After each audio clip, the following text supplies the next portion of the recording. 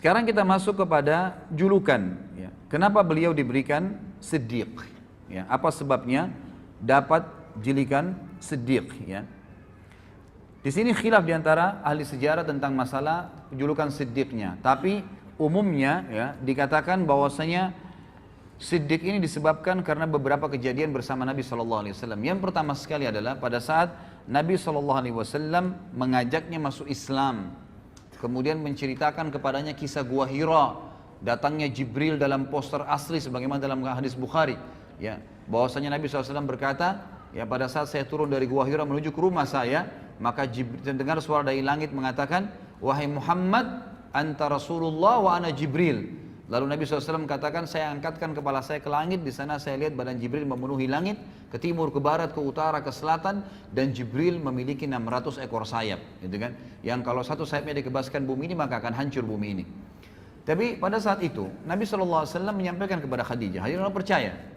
Maka orang yang pertama masuk Islam, wanita adalah Khadijah. Lalu orang kedua yang diceritakan adalah Abu Bakar. Dan Abu Bakar pada saat itu, begitu Nabi SAW selesai mengucapkan, langsung dia bilang, apa tuntunan Muhammad Muhammad? Asyhadu an la ilaha illallah wa asyhadu anna Muhammadar Rasulullah. Langsung syahadat pada saat itu. Tidak ada keraguan sedikit pun. Langsung. Bayangkan ya, orang menceritakan tentang malaikat yang pada saat itu tidak ada sama sekali. Sekarang saja dengan teknologi canggih, orang kalau bukan dengan iman tidak percaya, apalagi zaman itu. Tapi di sini Abu Bakar tidak ragu sedikit pun. Dan ini adalah bukti yang sangat nyata, ya, kata para ulama tentang wajarnya beliau mendapatkan julukan Siddiq. Karena Siddiq itu artinya adalah mempercayai informasi yang datang dari Allah dan Rasulnya, dan yang kedua mengamalkannya. Kita mulai misalnya dari poin pertama. Jadi ada dua bukti nyata Siddiq itu harus ada pada diri seseorang, mempercayai semua apa yang disampaikan oleh Allah dan Rasulnya.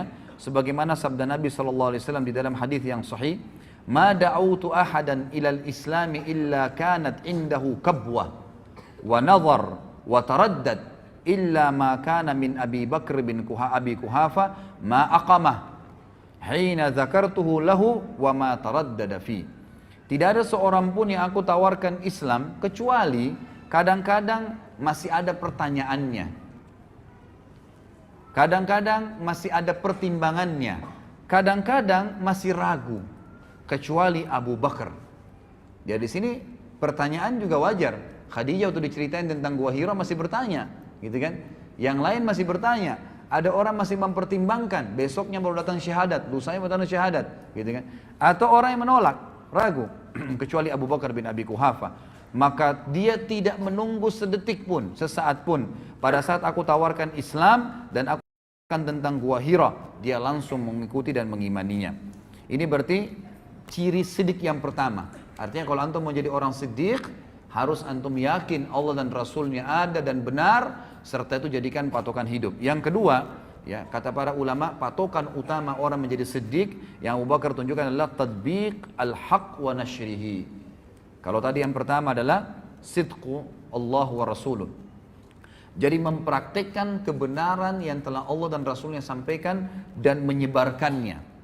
Buktinya Abu Bakar radhiyallahu anhu pada saat beliau pertama masuk Islam, baru syahadat nih. Dengarin cerita dari Nabi SAW. Baru kalau kita sekarang mungkin ikut pengajian lah. Apa yang beliau lakukan? Pulang ke rumahnya duduk-duduk, nunggu berita. Dari Nabi SAW belum pulang ke rumahnya langsung nyebarin Islam. Kayak antum dari pengajian langsung ketemu teman, telepon. Tadi saya dari pengajian, tadi dibahas masalah ini, tadi ada hadis ini, diceritain. Habis telepon teman yang satu, telepon lagi teman yang satu, mungkin 10-20 teman diteleponin sama dia, diceritain. Pernah gak antum berpikir begitu dari pengajian? Gitu kan? Kadang-kadang akhirnya ngomongnya yang lain, tidak disebarkan. Maka Abu Bakar apa? Setelah syahadat dengan Nabi SAW, detik itu juga langsung menebarkan Islam. Dan ikhwas sekalian, dari 10 orang yang dijamin masuk surga, 6 orang, berarti 7 dengan Abu Bakar ya. Jadi cuma 3 orang yang bukan. 6 orang masuk Islam di tangannya Abu Bakar. Yang dijamin masuk surga nih, gitu kan? Tangan masuk di tangannya beliau. Yang pertama adalah Utsman bin Affan. Nanti pada saat kita bahas Utsman bin Affan, berapa banyak pahalanya Utsman bin Affan ini. Luar biasa, nanti fadilahnya kita akan sebutkan. Dan masuk Islam di tangan Abu Bakar berarti semua perbuatan Utsman diambil pahalanya oleh Abu Bakar. Kemudian Abdurrahman bin Auf. Siapa yang tidak kenal kisahnya luar biasa. Nanti akan kita bahas juga kisahnya. Luar biasa perannya dalam Islam. Dan ini orang-orang yang terpercaya sampai ditunjuk oleh Nabi SAW. Abu Bakar di surga, Umar di surga, Uthman di surga, Abdurrahman ibn Auf di surga. Ditunjuk gitu kan, karena perilakunya. Kemudian Talha bin Ubaidillah juga termasuk yang masuk surga. Kemudian Sa'ad ibn Abi Waqqas yang masuk surga. Az-Zubair bin Awam yang masuk surga. Abu Ubaidah bin Jarrah yang mati syahid di perang Mu'tah, gitu kan? Juga masuk Islam di tangan Abu Bakar radhiyallahu anhu. Ini luar biasa nih. Dan kata ahli sejarah yang lebih luar biasa lagi, Abu Bakar ini seorang pedagang. Dan orang pedagang ini, gitu kan? Dia tidak pernah, dia selalu khawatir. Misal gini, antum lagi coba pertemukan gini, kasus sederhana aja. Antum lagi dagang, lagi ramai pedagang datang, gitu kan? Apa pembeli, mohon maaf, pembeli lagi ramai datang ke toko Anda. Kemudian azan. Apa kira-kira antum lakukan? Berani nggak antum bilang, maaf ya sudah azan, habis sholat, tutup. Ada pembeli 10, masing-masing mau beli 1 juta. 10 juta masuk duit. Kira-kira bisa nggak? Hah? Ini contoh kecil saja. Ya. Jadi kalau pada saat azan tiba, berhenti, maaf ya, sudah azan, saya mau berhenti, tutup. Ikhwah, saya temukan ada orang di Makassar lakukan itu. Ada satu supir angkot ikhwas sekalian, terkenal kisahnya di Makassar. Itu kalau dia lagi jalan, yang biasa supir angkot kita tahu semoga Allah berikan hidayah, kadang-kadang ugal-ugalan, ini enggak rapi kalau di jalan gitu kan. Ternyata dia sering ikut pengajian, taklim, pengajian sunnah di Makassar diikutin sama dia.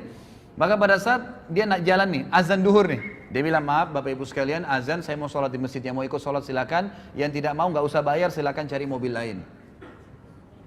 Parkir.